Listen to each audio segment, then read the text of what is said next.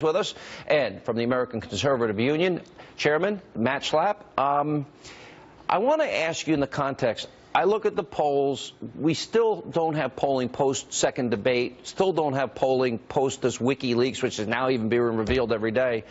So I don't know what the real poll numbers are. Nobody really knows.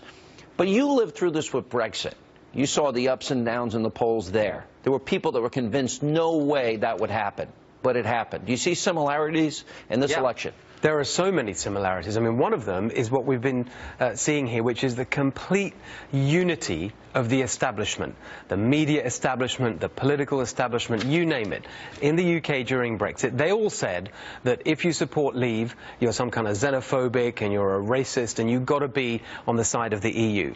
And yet, the people rejected that, and they said, no, we're sick and tired of being told what to think by the establishment. Now, a lot of the time, because of that shaming that was going on, people actually wouldn't even admit that they would support Brexit. What was the disparity in the polls?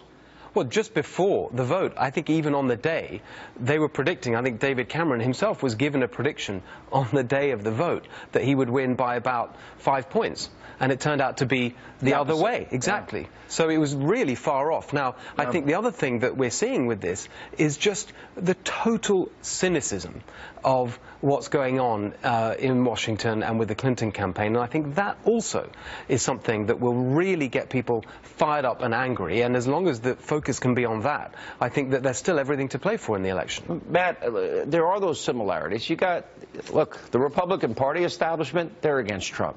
Every Democrat, they're against Trump. They're the establishment. Media establishment, we just exposed that in the last segment. You've got even the UN. You have every single major conglomerate, power broker at every level now against Donald Trump. Just like before the Brexit vote. That's right. Do you think there would be a swing in the polls like what we're describing here? Look, Sean, I think you're right. Be very dubious of any numbers you see now. Between what was released when this well-orchestrated tape drop and the fact that Donald Trump, I think, had a gangbuster debate performance in St. Louis, and now you have all these WikiLeaks, which are just reminding us what Hillary Clinton is all about, is a disdain for the average working person in this country. When you put that all together, I don't think you can really trust these numbers for several days to come, maybe a week or so. I think a week or so we're going to know where this race sits. Do you think in 27 days this level of contempt, the exposure of corruption and collusion between the Clinton campaign and the media, the Clinton campaign and the Department of Justice, the Clinton campaign and the White House, the let's take one position privately and another position publicly. That's right. Do you think people absorb all of this in time? I worry about that, Sean, but the good news is this, which is the American people are getting the honest truth when the cameras are off and the doors are shut. And Hillary Clinton and her senior advisors really talk about the American people. What they've said about Catholics that we learned today is repugnant. It's not consistent with American values. They don't understand what makes this country great.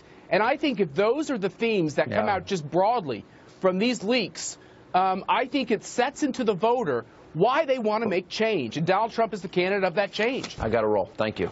All right, coming up next on this busy news night tonight on Hannity. The election of Hillary Clinton would lead, in my opinion, to the almost total destruction of our country.